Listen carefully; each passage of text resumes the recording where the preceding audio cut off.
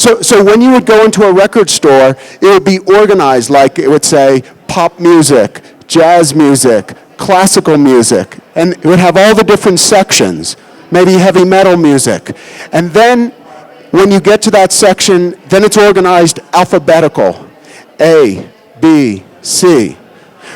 But that's not how we search for things anymore. If you go to any one of these services, you don't log into Deezer and go, pop music, letter A. Now I'm going to find music. We've completely changed the taxonomy of how we, instead of searching for things, how we now find it.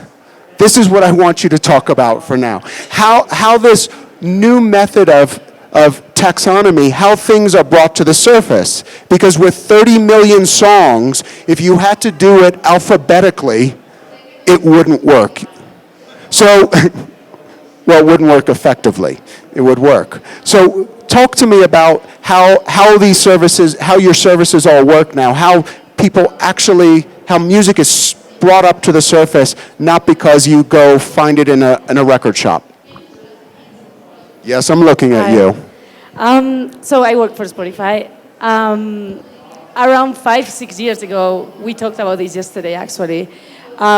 We were just a music player. You were just going to Spotify and you could search, like, I don't know, J Balvin, for example, and J Balvin would come up. But it was so much going on. We have like 20,000 songs that are being added every day. So imagine the craziness, like people at some point, they didn't know what to listen to or when to listen to. So we decided to start investing on having an editorial voice. So around 3 years ago, we created this tab called Browse, which I'm sure most of you, I hope, are aware of. And we started the curation of playlists, right? Which is something we really, really, really believe on today. And it became kind of the new radio. I love the way he put it because I really believe that today people don't listen to music based on a specific genre, which you do too. So you like reggaeton, you go and listen to reggaeton, fine. But people listen to music based on how they feel at the time of the day of the week, the activity they're doing. So this is giving so much more possibilities to artists to surface the content. Because before, in radio, it was just a top 40, top 50, so it was so hard to get your music on the radio, right? Today, we don't have one playlist that is a top 50 playlist, which we do too, which is today's top hits. We have, I don't know, I think today 3,000 playlists, which is, they are catering to everything you might want. So there is not like a bad or a good song. It's about finding when to serve that song to whom, right? And I think it's super important to put this, like, to tidy up this chaos that was going on, and it's still going on. It's not an easy task, but it's definitely a different taxonomy as it was before, for sure. That was an excellent answer. So let me just take it, and first of all, let me apologize, in front of the audience because I need to leave in 7 minutes because unfortunately my flight leaves at 2, so I'm going to be on a bit of a rush. Second thing is that guy that you see over there is not Oscar, so I'm Oscar. This guy's not. And the third is based on your question, I believe it's an excellent one. Taxonomy has changed, as Rocío said. Definitely on playlist. That's one key matter. And I believe as well, the smaller guys in the room, that it's, ourselves, for instance, as Deezer, as the third largest company, leader in Colombia, but definitely smaller than Spotify, than Google, and that many others, have taken a step forward and have started investing in innovation as well, pretty much, and have that taxonomy that you mentioned as well, that how you change for music, how you search for music. We've taken a step into the flow thing. That is, we envision, we believe that you will no longer need to go for a playlist. You will no longer need to go for a particular music genre. You just will hit on a particular button, okay? So you just hit on flow, and flow, is what it is right now, and what we are developing indeed is something that, will automatically understand, what are your behavioral components, in terms of searching for music. So it will give you the next song that you want to hear, and you will just probably need to fine-tune a bit on some matters of that experience, but at the end, it will be very, hands-off experience, okay? So if I understand both of you correctly, don't worry, you're going to get involved in this. And the way you're going to get involved is when you feel inspired, you're going to grab that microphone and you're going to interrupt. Don't worry, and they're editing. So essentially, one of the keys is to get on playlists in your services, because if you're not on those playlists, or you're not into the algorithms that are going to deliver the music to the people that don't even know they want it, but it's going to appear to them, if you're not part of that system, you don't exist. You don't exist. So how many people are artists in the room that are making music now? Of you, are all of you putting your music into Spotify, Deezer, YouTube? Is there anyone not doing it? You're just keeping it to yourself. Okay, so step one, you're in. But step two is, how do you get on these playlists? How do you get on the radar? We're going to come back to playlists, but now you're an artist and you're YouTube. How do I engage? What's your phone number? Do I ring you? I'd love to have everybody call me. Really, I'd love. And by the way, Colombia is so strong on YouTube for music that it's about 50% of our watch time in Colombia is music. So this is so good to see all the talent that you have in this country. And by the way, when you talk about search and how when you upload a song, when you upload your work, at YouTube you have to consider your work and your fans, because they upload the content too. So we need really powerful algorithm to suggest, and suggestion for us is a really powerful tool to find new songs, because it depends on what kind of music you like. Our algorithm will suggest another one, and we will create mix, we will create playlists, and this environment will help people to discover you. It takes time sometimes. It's not from one day to another. It's not 1 week or 2 weeks, but as soon as you getting in a better position of the lists and the search, we will be found, for sure. But again, so I'm sure I'm sure every one of you knows how to upload music to YouTube, upload a video. But what else can they do aside from just putting it up there? Best practices. There's a lot of best practices that I will share tomorrow. Please come to my panel tomorrow to learn more about this, because I just decided I have to share some tips with you all about how to put your song in our platform and to be successful. Of course, it depends on the talent or the kind of music that people are looking for. But when you upload and you follow all the best practices, we have a lot of good examples that you can find in our platform that they are succeed. Who's coming tomorrow? Everybody now. Listen, keep going. Yes. Yeah, you. Yeah, no. Listen, the way this conference works is, and I was here yesterday, it was okay in the morning. But then by today, like the last guy that spoke, how fucking amazing was he, right? By the time you get to the end of tomorrow, it's a big crescendo. It's going to be fireworks shooting off. Trust me, come tomorrow. It's a lot of work. Let me give just one quick comment before I leave. You were asking, how do I get into these platforms? I'm going to say it in Spanish because it's easier for them to know the letters. dzr.fm/artist. ¿Vale? Si queréis entrar, if you want to get into Deezer, dzr.fm/artist. In there, you were asking, what do we offer? We offer for the artists such as yourselves, not only a platform to be in front of many million customers, but also editorial Colombian managers that will help you in getting your content, better positioned, within the platform. We will help you in giving as well marketing support, for those artists and those playlists and those songs as well to get, watched out there by the biggest, by the main customers. And apart from marketing, as mentioned, apart from editorial, we offer as well an advertising platform for you to show as well.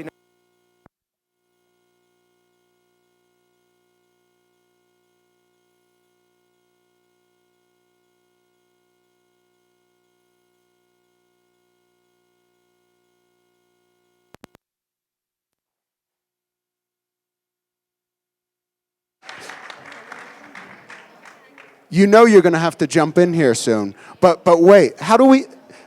You want to get on a playlist, but how do you get on a playlist? I actually wanted to say something before he leaves, because I think it's very important. Everyone understands that algorithmic is very important. Algorithms are super crucial for us. However, it's always the need to have a human behind it. And especially now talking about how to get a song in a playlist, a machine is never going to know how we feel. It's never going to know how a small artist from Medellin wants to get in a baila reggaeton playlist. You know what I mean? Like, there's always going to be the need of a human. I think we have some playlists that are algorithmic based only, like the flow that he's explaining. But I believe it's just the combination of those two what is going to bring us to the success. Now, how Because do we I get into think, a playlist? yeah, you were avoiding my question. Yeah. How do we get on a playlist? How do we contact you? What's your phone number? 917. We can start a big WhatsApp group with everyone on it. No. No, but See. this, no. No, it's actually, I'm not gonna lie, sometimes it's very random. It really is random. That's why we're trying to figure our shit together. We're trying to put our shit together right now. I think all of us are, right? It's as random as a person being in a club in Toronto and come back to us and say, oh my God, I heard this song. It's amazing. And we're like, oh my God, this is crazy. We should totally program this. And we do. However, we're trying to improve this. So just a couple of days ago, we created a form for everyone to access and send your song directly to the editors. I think there is no easier way to do this than sending directly the songs to the editors. Of course, we're not promising it's gonna get into the biggest playlist the first day, because that's not how we work. We need to test it. We need to test if it works. We need to test if we have that audience on Spotify, right? But at least now we have a direct channel. Also, if you don't like that, although I think it's great, we have an awesome artist services and label relations team that makes sure that deal with all of you in a day-to-day basis, and they tell us that information afterwards. I think that's also the best way. Actually, I have my partner in crime there. So that's the second way. A third way is also a website. We have the Spotify Artist website, in which you can, again, contact our team. And I think one of the most important things is not only about playlists, and I'm going to talk about this tomorrow in my panel as well. It's about getting the access to the data that we have. We have amazing, and you know about this, Scott, we have amazing data that is for free to all of you. Wait a minute. So all of you that are in Spotify, do you know that you can send them an email and verify your profile and then get all the analytics back? Did you know that? If you're not using that, use it immediately. And you also have a little something called Google Analytics. Now you have a really powerful CMS for YouTube. Each channel has one, and when you open your channel from day zero, you can access the analytics. And I'd like to complement something. And we have a music app too, and you have some curation. But we have launched only in 4 countries. We are negotiating rights to launch in whole Latin America because we need to launch YouTube Red. So in US, New Zealand, Australia, in Mexico, we have the music app, and you have curation too. It's algorithm and the curation. I think, as we discussed the last 2 days, is technology is amazing. It's through YouTube, Spotify, Deezer, Shazam. There are so much technology in the market. You guys need to work on that, work on the social aspect of that, create your audience, and make people follow you when giving them content, giving them entertaining, and giving them music, the music that they are expecting. I think there's like these two sides. The algorithm is very important. The personal, the human part is very important too. The human part at the end is like a mix of intuition, but also a lot of the data that all the platforms provide, and with that information create a certain criteria in order to choose an artist, to choose a song. But the algorithm is really, really, really the key. Basically, algorithms are working for artists because this is a free spirit. I mean, if there are people that like some certain songs, that's what people are going to follow, no matter what. So the algorithms are great to get all that information and give you the recommendations, give to the user recommendations based on your behavior, your music behavior in the internet, right? Actually, I want to add to that algorithms is what you said. It's personalization is the key, because as human, my curation team can create a playlist for every person, right? I mean, that is impossible. We could never do that. Only the machine could. However, we can create brands, and that's what we're doing. So what we're trying to do is create music brands like today's top hits, Baila Reggaeton, Viva Latino, all these brands that are gathering together the whole industry and the community, because artists go to the playlist to see if they're there. Because of the reputation, they know they have to be there. Users go there because they know what's hot is going to be there. Tastemakers are going to be there.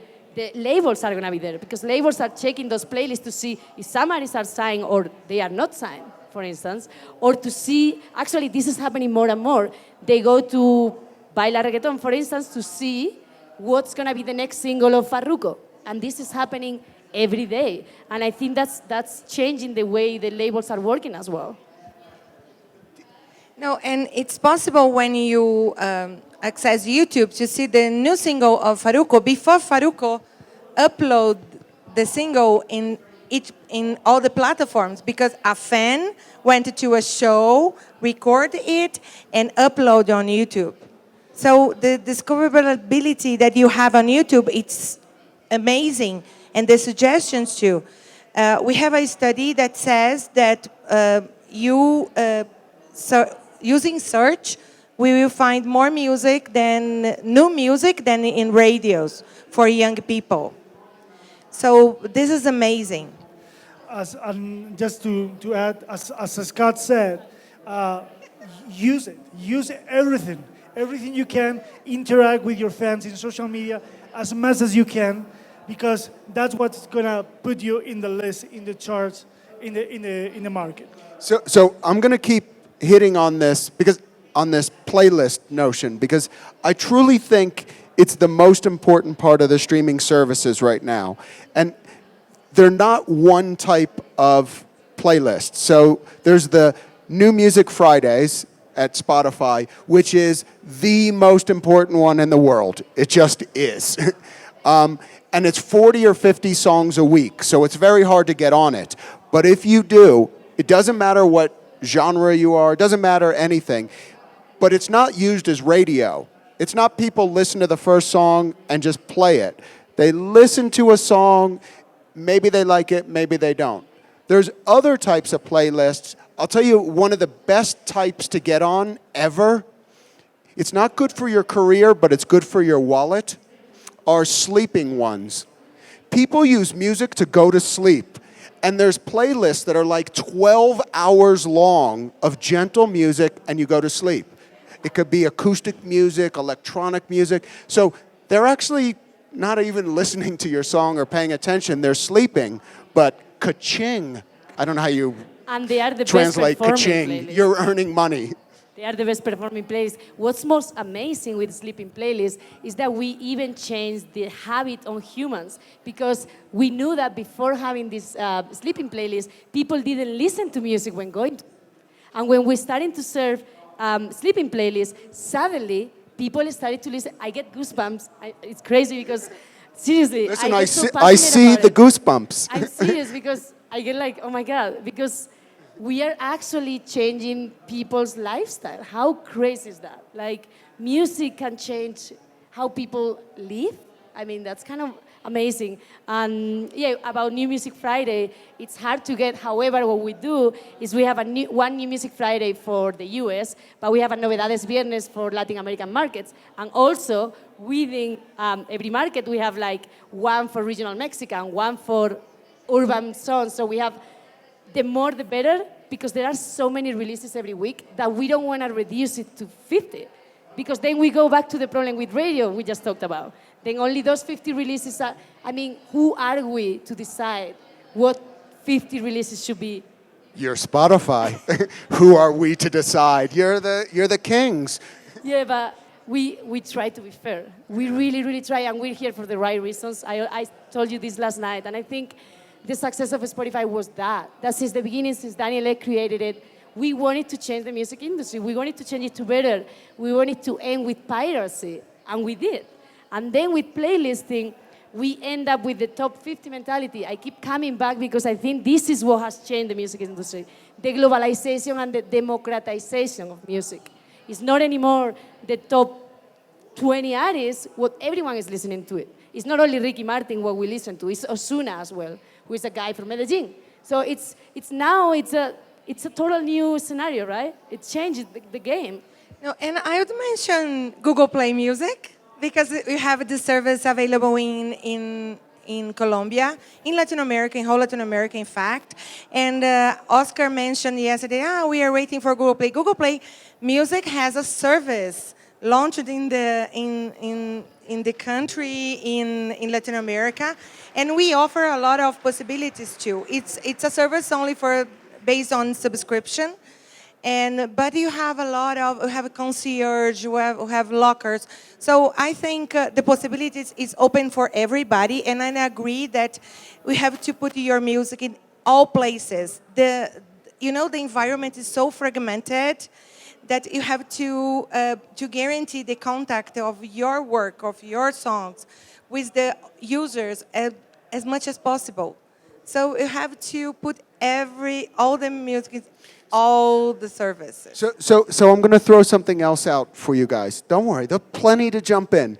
So this, what they're telling you here is that there's music editors in every country, including Colombia, from every service, that they're looking to play music that fits their users.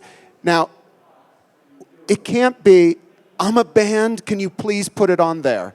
That's not really the best way. You want to be able to tell them a story. Part of it is with data, to say, this is what's happening on my YouTube channel, this is what's happening with Facebook and Instagram, and now I want to get on a playlist. It's also a story of context. You know what, I have a new album coming out, I'm going on tour, these are the things that have been happening to me. You're trying to get that editor to understand why they should add that song. So can you talk about that a little bit? And then, all right, sorry, and then you get back. Crazy. It's super overwhelming. It's bananas. We are humans, and we keep repeating this to labels, we keep repeating this to artists, we keep repeating this to publishers, to everyone who sends us on, because you guys talked in your panel about this yesterday. It's impossible for us, unfortunately, to review everything. So the more creative you get at sending it to us, clearly the better, right? And if you use the right channels, also the better. I think context, as you say, is super important, because I keep receiving emails, and honestly, if you just send me your song, I'm like, just a link, or I'm like, but what am I gonna do with this? I wish I did, and I work 24 hours a day, I just can't do more, you know? And also, when you're sending songs in, you have to already think which playlist it belongs on and That's a good why. point. You know, That's a great point. That's a great point. Although sometimes I don't like it, you know that, because they say like, oh, I wanna be in the baila reggaeton, and I'm like, wait. The problem is there is a path. It's like imagine two like champion, like the final for two boxer people. How do you say boxadores, right? Sí. They are training, right? They just don't get into the final directly. They've been after months and months and months and months of training. They actually end up fighting in the final. It's actually the same thing. So that's what we're trying to do. We're trying to be fair. So we need to test it first in the smallest playlist, because we need to test the smallest demo and see if it works.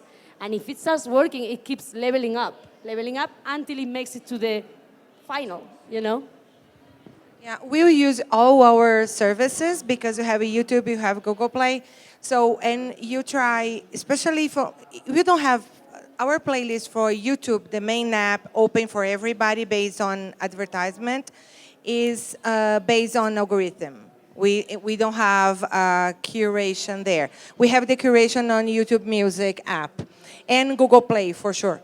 So what you try to do is based on data and for the filling of our curations and what you're seeing in all our platforms. We use search. We use a lot of information that can help us to be sure that we are doing the right thing. And as Rocio mentioned, we have the ranking, and you see what's going on with some bets that you put in our list. Because sometimes we choose and we say, oh, let's see what happens. Because it's not a personal feeling, it's not a personal taste. We of course, we have a personal taste, but it shouldn't influence to the whole public. You know, because if no, I would say I love MPB in Brazil, but I don't like metal or rock. It's not fair. You know, we have to include everything related to the right playlists, I think. And the mood that you have, because now we have playlists for the mood, we have playlists for the time of the day, we have for weekends, we have for kids, we have for everything. Yeah. Yeah, Yes. we open the possibilities. In Shazam, you guys know that you use Shazam to discover the songs, but if you want to listen the whole song, you go to Google Play, you go to Spotify, you go to Pandora, Deezer, depending on the country, one or another. But we are launching our own streaming site, and yeah, so wait a minute, is this like an announcement? this is like a little announcement. Official This is launch the official today. announcement. It's official announcement. So we have like we are pretty new. These guys are the experts on that. But we have a very powerful thing. We have a lot of users and a lot of people discovering songs. So we decided to start doing our lists, our charts. So we are starting just in the US for now, but we are developing our charts, our list. And I think one of the most important things is creating the playlist with the Shazam songs, the songs that you have Shazam and you have discovered. That's going to be open very possibilities for all artists. Also, it's another amazing thing within curation. Obviously, again, I'm so passionate about it. Sometimes a song could work in one playlist, but it doesn't work in another playlist, which is great because it's giving more length to the song of the, to the life of the song, right? Sometimes a song in New Music Friday might get a very high skip rate, but maybe if you add it in emerging pop tracks, it works beautiful. So it's about keeping testing. So we try our best to make it work. So we're gonna try in another place or another place and another place until we find the place. And unfortunately, sometimes just there is no place. It just doesn't work for X, Y, Z reasons. You know, can I talk about something, the power of the fan? In the end of August, unfortunately, Juan Gabriel passed away, right? So, did you know what happened the next week in our charts? YouTube charts, global charts. Juan Gabriel was the first artist. And we had Justin Bieber, but it's so amazing that because people went to YouTube to listening to his songs, it was possible to change it. A way that the songs were listed in our ranking, and it stayed there. Now he is number 3, but it stayed there for 3 weeks. Same for us. Yes, it's so amazing, the power that you have in your hands to put an amazing artist that, of course, is from Mexico, but all the globe had the opportunity to know more about him. So you brought up an interesting point because you brought in the F word, fan. Sorry, in English, the F word means something. Or with the P word we learned yesterday. The F word could be figs. Figs. Fans. Fig. Fans? No, fig. Fika. Oh my God. Oh No, my no. God. It's You another... know, we have a very weird joke over lunch, but I'm not repeating it. He should repeat it. I'm not doing it. I don't think we have time. Do we have time for jokes? No. No. All right, this has nothing to do with streaming music. Nothing. But we'll come back to streaming music in 60 seconds. This is a break. We were having lunch yesterday, and I told him about this. My wife's Italian, and her parents don't speak any English. So I had to learn, at age 40 to speak a foreign language, Italian, which is really difficult because, I don't know, some words are very close, and if you get them a little wrong, it doesn't, you can get yourself into trouble. So I'm at her parents' house, it's Christmas, and after dinner there was some figs. Do you know what figs? What's the higos? Egos. Right. So I'm talking to her parents. I say, yeah, I really love figs. But there's 2 words. There's one word fika, and there's another word fiki, and one of them means figs, and the other one means pussy. And so I'm telling her parents how much I love to eat figs. I like fresh figs, especially if they're juicy figs, but I also like a dried fig. Nothing better than a dried fig. But I'm saying pussy. And her parents are like, what the fuck is he saying? So sorry, that was our... It got funnier because the problem was over lunch. I only heard, I like dry pussies. That's all I heard from the conversation. And the truth is, who doesn't like a dried fig? So, sorry, where were we? Oh, so you brought up fans, the F word, not figs. So one of the problems, or one of the issues, is the music community is putting music into the services. They're getting on the playlist. They're getting people to stream. But then how do they connect with their own audience? What can they do to send them a message, let them know what's going on, alert them to something? What are they going to do? Well, you have a lot of recommendations. I love you. There are a lot of recommendations. Ones that, Spotify, for example, or you have you are listening to music, the song that you want, but you have other recommendations from other people that are suggesting about those songs or what they think about those songs. So there are other people telling you recommendations. Yeah, but I don't want other people to tell me recommendations. I'm in a band, and there's people that like my music, and I want to tell them on Spotify, not on a playlist, I want to tell them I put music in there. Sending a private message on Spotify to their actual profile. So it's Nicky Jam, which he has a verified profile. He has his own playlists, which we encourage artists to do so, by the way, because they become their own programmers. We receive private messages all the time. Can you put this song in this play? It's the same. Sorry. But for the artists, it's the same. I wish we had a better way, more visible to do so, which we will. But at least there is a direct connection. We just need to educate the artists to check that, for instance. So educate the artist. So Does everyone that has a profile on Spotify, have you verified your profile?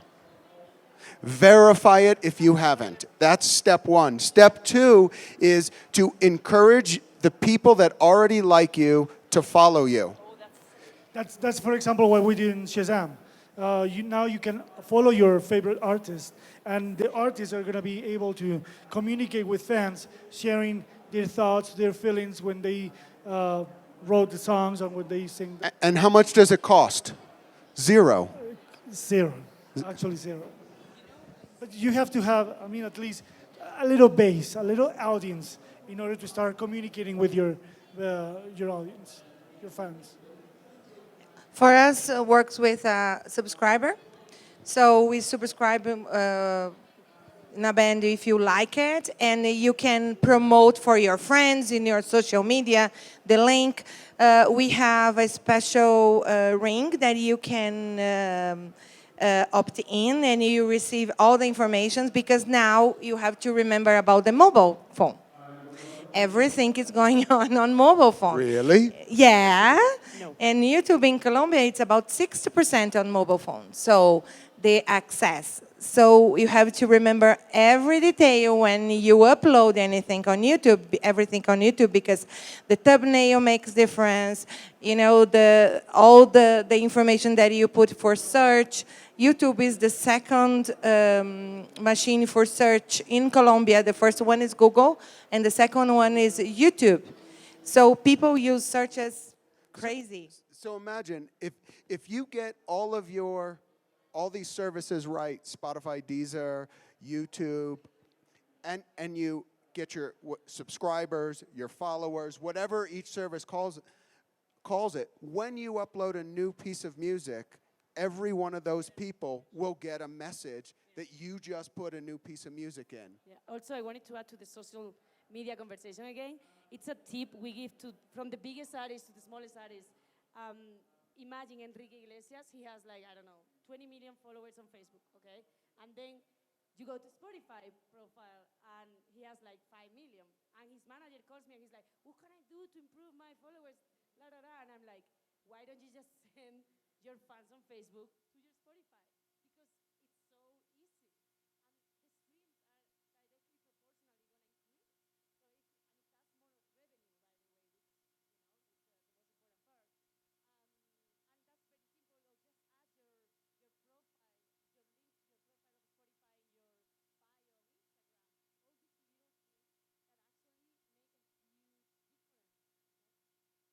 to your profile of Spotify in your bio on Instagram. All these little things that actually make a huge difference.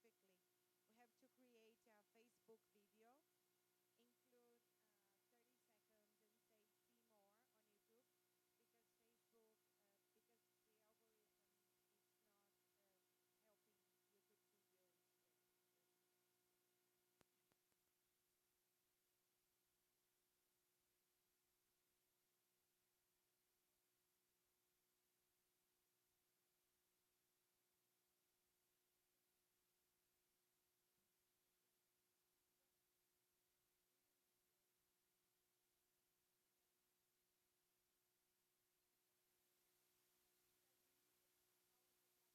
is not helping YouTube videos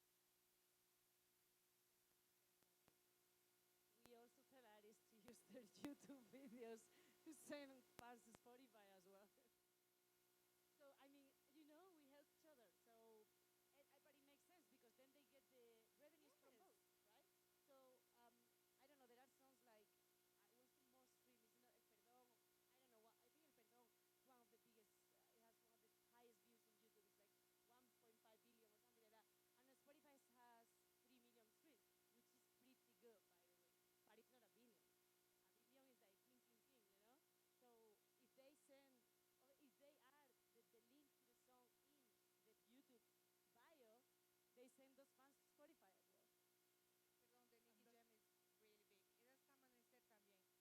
And that's the beauty of the technology right now. Right now, consumers, users are multitask, multi-devices, multi-connection. So it's not about the Spotify, YouTube, or Shazam. You should be crossing all that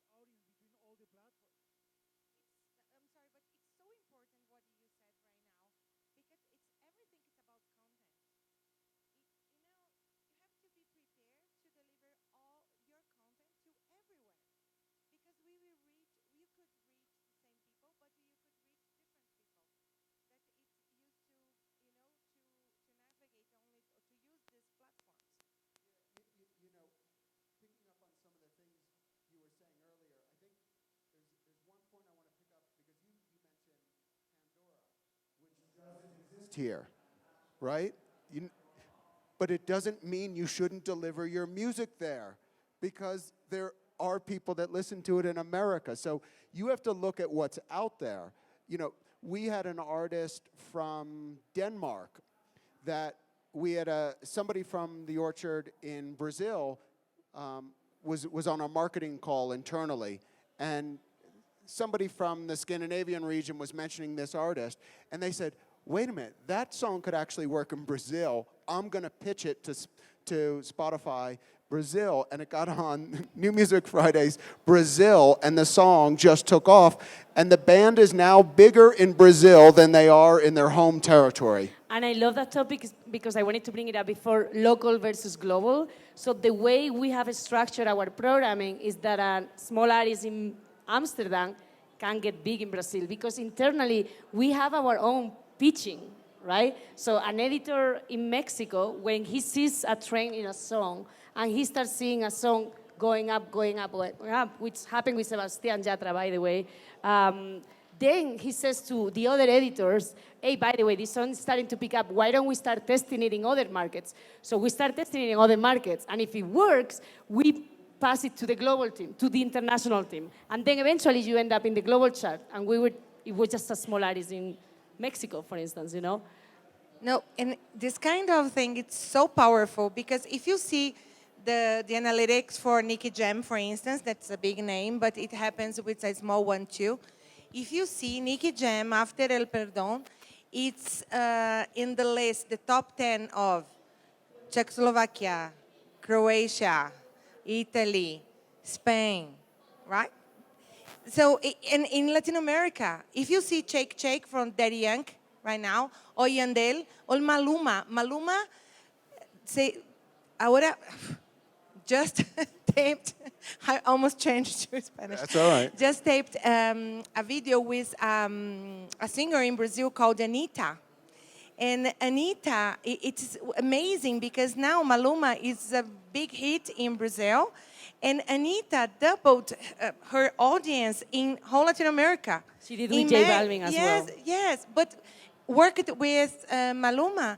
And it's so amazing because if you see her statistics in Mexico, for instance, now after this song is 10 times higher. And you have a problem in Brazil because the language. We speak Portuguese. So the content... Is that the only problem with that yes, you have in Brazil? It is. Yes. Okay, just of course. clear. We are talking about music. Oh, I thought we were talking about okay. politics. Let's but talk about politics? No, we're talking about music. So, and you speak Portuguese, and you have, and all the content that you have on YouTube now that it's watched on YouTube, it's in Portuguese. So it's 80% local content. But if you analyze the data for music outside Brazil, in whole Latin America, it's 50-50 or 60-40, because the possibility to travel in all countries that speak Spanish, it's a huge possibility. You don't control this. You don't need to put in any playlist because it's global.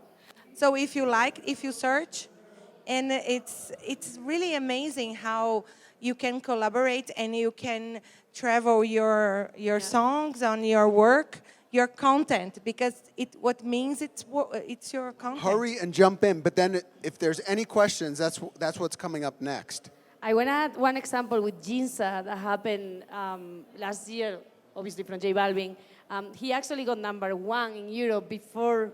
So he was #1, then Coldplay, then Justin Bieber, which is freaking crazy, right? And it all happened because people were streaming it so much in the Latin markets and Spain that it automatically jumped into the global charts, which goes to your conversation. Just because we stream it so much, we can actually help the artists to make it to global. And then is when it came the remix that they did with Major Lazer, with Justin Bieber, because the international labels are looking at that too. And when they see Latin artists is in a global chart, they start thinking about possibilities, which happened with Nicky Jam and Sia. They also did the remix of Cheap Thrills.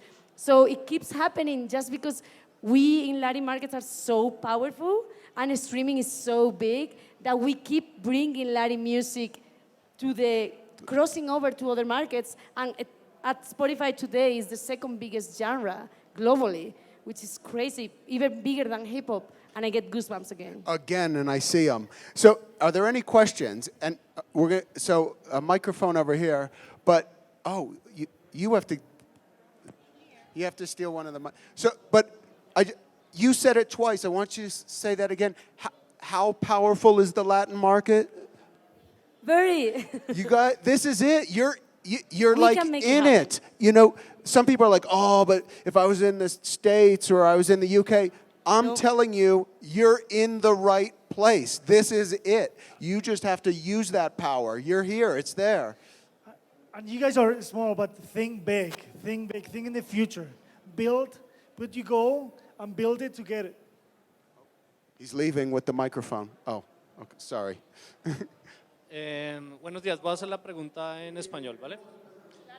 ¿No piensan ustedes que una de las mejores prácticas para que los artistas puedan... ¿No oyes? ¿Así? ¿Ahí me oyen? Bien. Si no creen ustedes que una de las mejores prácticas para que los artistas puedan tener su música en las plataformas highlight, ¿cómo es que dice en español? Ahora se me cruzó. Featured, y que puedan verificar los perfiles, sea aliándose con las agregadoras digitales como 1RPM, C-Baby, Bequate, etcétera.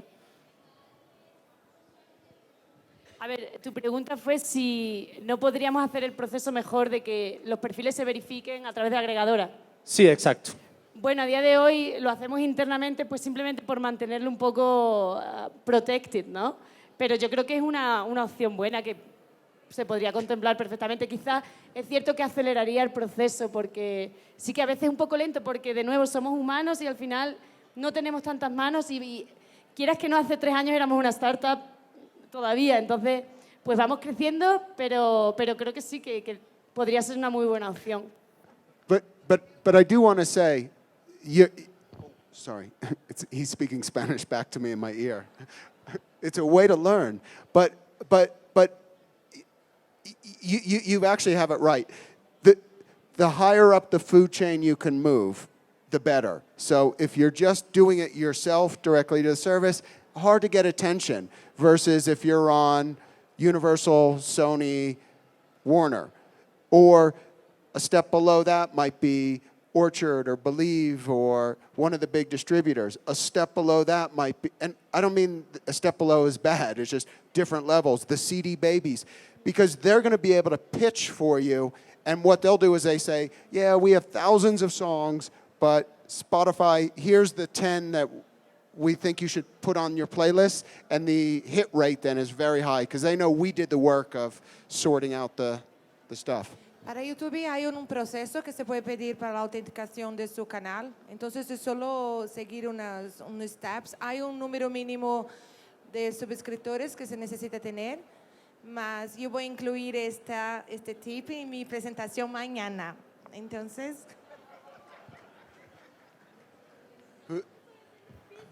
Yeah, everyone come back tomorrow. It's even more fun, and we'll have more jokes. Yeah, do you have any? Okay, sorry. Buenas tardes. Yo quería preguntar cómo hacen para que algunas veces, por ejemplo, yo tengo amigos que les gusta el vallenato, tengo otros que les gusta la electrónica, otros que les gusta el rock. ¿Cómo hacemos desde las plataformas de streaming para encontrar algo que en común nos puede gustar, que puede parecer loco? La otra vez, a mi amigo que le gusta la carranga, le apareció una banda belga que se llama Katzenjammer, que a todos nos gustó y todos nos seguimos por Spotify. ¿Cómo se logra eso en las plataformas de streaming? ¿Encontrar algo que os guste a todos? Pues nosotros seguimos intentándolo. O sea, no sé si habréis visto las playlists que tenemos, realmente son súper locas algunas, ¿no? Y intentamos de todo tipo. Y si te fijas en los followers, por ejemplo, ahí puedes ver las playlists que son más populares, ¿no? O simplemente comparte con tus amigos las listas que tenemos, al final vas a averiguar. Luego, cómo nosotros aprendemos qué es lo que todos los diferentes géneros que existen dentro de cada cultura, sobre todo en los países latinoamericanos que son tan ricos en la música, pues a base de tener personas locales que sepan de cada sociedad. Por eso es tan importante el tener personas rather than machine, ¿sabes? O sea, por eso es tan importante. Una máquina jamás va a saber qué se está escuchando en el, yo qué sé, en el barrio pequeñito de este pueblo de España. O sea, una máquina lo podrá conseguir quizás en el futuro, pero yo creo que aprendiendo de cada cultura y teniendo a gente en el país es súper importante para llegar a ese punto. Y en Colombia pues estamos ahí intentando evolucionar en ese sentido. Hola, buenos días. Yo soy Edwin de 8BM 8-Bits Memory. Tengo la siguiente pregunta. Durante las diferentes conferencias han hablado de géneros bastante populares, sobre todo pues aquí en Latinoamérica a nivel mundial, como reggaetón, vallenato y demás, pero tocando géneros que de una u otra forma son fuertes, pero no tan fuertes como estos. En este caso, hablando de rock, específicamente rock electrónico o digamos un rock un poco más underground, aunque la palabra pues ya no tenga coherencia en este momento de vida que vamos. ¿Cómo está ese mercado en este momento en las diferentes plataformas? Y hablando ya de bandas independientes, de bandas pequeñas que están surgiendo, no solamente acá en Bogotá, sino en las diferentes partes de Colombia, ¿cómo se ve ese mercado y cómo se puede potencializar a partir del trabajo que hace una agrupación que no tiene los recursos que puede tener, por ejemplo, un Foo Fighters o etcétera? Muchas gracias de antemano. Pues volvemos a lo mismo, muy parecido a mi respuesta de antes, ¿no? Mira, hay un caso en Suecia que, por ejemplo, metal music, la música heavy metal, es uno de los géneros más escuchados. O sea, lo que hacemos nosotros, obviamente tenemos que empezar por los géneros que más se escuchan y contratamos a gente primero en base a eso. Obvio, tenemos que empezar por algún sitio. Sin embargo, cada vez nos estamos haciendo más específicos y ahora en lugar de contratar solo a gente, por ejemplo, un editor en Colombia, contratamos a gente especializada en géneros musicales y cada vez lo estamos haciendo más nicho. Ahora tenemos un Global Head of Rock que sabe de todo tipo de rock. Obviamente, la persona de Colombia habla con esa persona para decirle, pues mira, hay una ola ahora de este tipo de rock. O sea, volvemos a lo mismo, necesitamos gente que sepa de eso dentro de las plataformas. O sea, va a ser muy importante que sigamos invirtiendo en contenido, porque al final es lo más importante. Espero que eso conteste tu pregunta. De todas formas, también quiero añadir que no solamente el contenido, luego la tecnología también ayuda. En ese sentido, Shazam te puede detectar cuál es el número de gente que le está gustando una determinada canción, un determinado grupo, un determinado género musical en un determinado punto específico geolocalizado, ¿no? Entonces, yo creo que es la combinación de los dos lo que hace enriquecer eso, ¿no? Hurry, rápido. Rápido, ahora tengo que hablar rápido, me mando. Mira, lo que pasa es que para a MUSICA que tenemos en México, por ejemplo, tenemos la curaduría y ahí usamos todos los datos para incluir esas músicas en una posición más de destaque. Mas eso se da todo por cómo está yendo la música. Para YouTube, cuando se empieza a compartir, a ver otra vez, a escuchar la música entera, automáticamente los algoritmos van ayudando a que hay una sugestión de esta música. Entonces es un mecanismo que si se está con todas las informaciones correctas y completas, es más fácil para se encontrar la busca o hacer una asociación con la música que ya es un hit con una nueva. Eso se pasa mucho, mucho. Listen, I know there's more questions, but they're cutting me off. Oh, they're cutting us off. But you can find us. What's your mobile number? Now, all right, mine is 0783-435-9638. No, but you can look, tomorrow I'm speaking. I promise I put up all my contact details. Just don't call me in the middle of the night. Well, the problem is nobody ever knows where I am. So they're calling me in the UK and it's the middle of the night here, but I'm easy to reach. They're quite challenging to reach. Oh, sorry. That's it. I know you had more questions. Thank you very much.